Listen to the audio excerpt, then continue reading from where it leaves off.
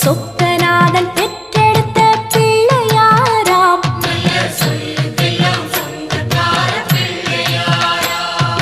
கைலாய மலைய விட்டு தெற்கே வந்தாராம். இந்த பிள்ளையாரு பட்டி கண்டு இருந்து விட்டாராம்.